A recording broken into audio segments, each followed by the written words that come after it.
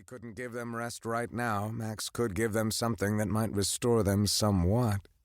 He returned to his seat and used his console to order the galley to deliver sandwiches and candy bars to the men at their stations throughout the ship. Everyone already had coffee and other drinks available. A bit of food and sugar would provide some energy for the hours ahead. They were going to need it. "Now getting a firm track on Hotel 11, said Lieutenant Bartoli, the tactical officer, after a few minutes. "Range is just over 7 AU. Course is 168 Mach 285, and it's pure lubber line. No constant helming, no zigzag, no effort at all to conceal his base course. I might say something about him being an arrogant bastard, but someone beat me to it.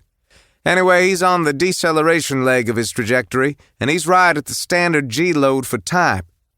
He's too far away to get any kind of visual, but based on the spectrography of his drive emissions and our rough calculation of his mass, our preliminary classification is one of their heavier destroyers, probably Dervish class.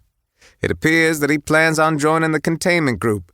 The other ships in the containment group, by the way, have also dropped any effort at stealth. We're picking up the full spectrum of EM, mass detection, and IR.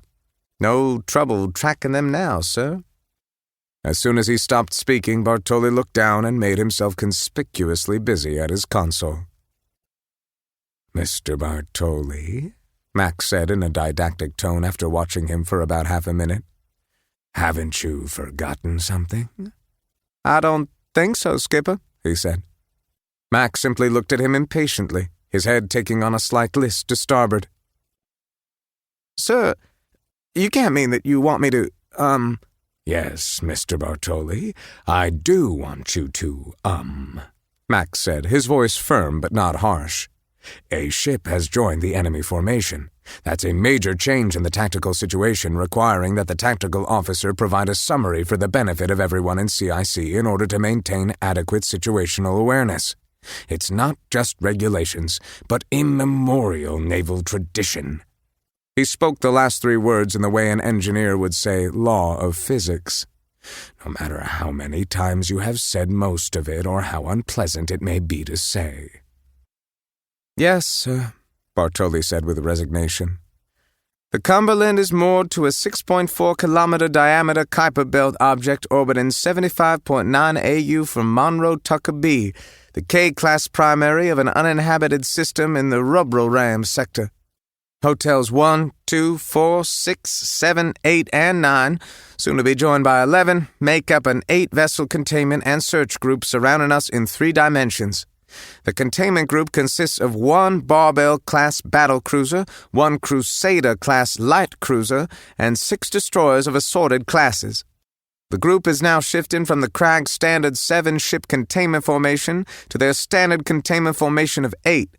We're looking at a cube measuring just over 4 AU between the vertices, with us near the center. The Krag apparently know that we are somewhere near the middle of their enclosure, and that we're drifting with the KBOs out here in a matching orbit, or maybe join with one, but they don't know exactly where. The other 3 hostile ships in this system, Hotels 3, 5, and 10, are the Interdiction Group.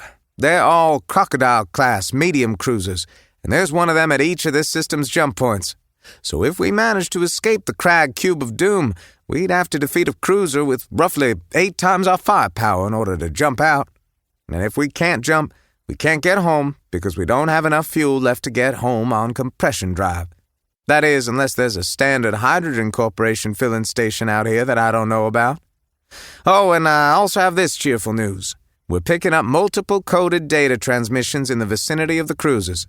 Intel and tactical sections concur that the transmissions mean that, apparently, each cruiser has filled the area around the jump points with Jackrabbit or Prairie Dog-class sensor drones, so there's going to be no sneaking up on them even if we're stealthed. The exits are covered. On the good side, we are still hidden, trapped, but not caught. The stealth section reports that all their systems remain nominal.